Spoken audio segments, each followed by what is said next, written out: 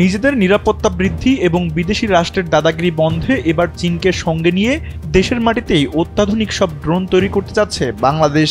সংবাদ মাধ্যম business standard এক প্রতিবেদনে জানিয়েছে, প্রযুক্তি হস্তান্তর চুক্তির মাধ্যমে চীনের সঙ্গে যৌথ একটি আনম্যান্ড এরিয়াল ভেহিকেল ইউএভি বা ড্রোন উৎপাদন কারখানা স্থাপন করছে বাংলাদেশ বিমান বাহিনী। চলতি বছরের ডিসেম্বরের মধ্যেই এই প্ল্যান্ট স্থাপনের কাজ সম্পন্ন হবে বলে আশা করছেন কর্মকর্তারা। এটি দেশের প্রতিরক্ষা শিল্প সক্ষমতায় একটি বড় মাইলফলক হবে। পাশাপাশি চীন বাংলাদেশে একটি বিমান ওভারহলিং কেন্দ্র স্থাপনেরও প্রস্তাব দিয়েছে। সেপ্টেম্বরে বাংলাদেশ বিনিয়োগ উন্নয়ন কর্তৃপক্ষ বিডার নির্বাহী চেয়ারম্যান চৌধুরী আশিক মাহমুদ বিন হারুনের সভাপতিত্বে অনুষ্ঠিত একটি সমন্বয় সভার কার্যবিবরণীতে এ তথ্যের উল্লেখ রয়েছে বলে প্রতিবেদনে বলা হয়েছে।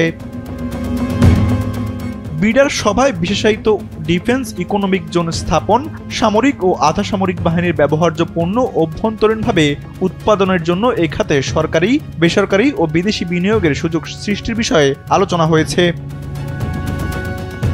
সভায় বিমান বাহিনীর একজন কর্মকর্তা জানান, 2 বছর আগে বাংলাদেশ বিমান বাহিনী প্রতিষ্ঠিত Bangladesh aeronautical research and development সেন্টারে নিজস্ব নকশা অনুসারে 4টি বিমান তৈরি করা হয় এবং সফলভাবে উড্ডয়ন করা হয়। এর উদ্দেশ্য ছিল নিজেদের প্রশিক্ষণ বিমান নিজস্ব প্রযুক্তিতে উদ্ভাবন করা এবং পরবর্তীতে বাণিজ্যিকভাবে স্পোর্ট এয়ারক্রাফট উৎপাদন। বিমান বাহিনীর কর্মকর্তারা বলেন, বিশ্বজুড়ে বিমান সম্পর্কিত সরঞ্জামাদেরই অনেক চাহিদা আছে। দেশের জনশক্তিকে দক্ষ জনশক্তিতে রূপান্তর করতে বিশ্ববিদ্যালয়গুলো সমন্বিতভাবে কাজ করলে এভিয়েশন খাতে অনেক উন্নয়ন করা সম্ভব হবে এবং বিদেশি বিনিয়োগের সম্ভাবনা বাড়বে। তানভীর আহমেদ, এনপিবি।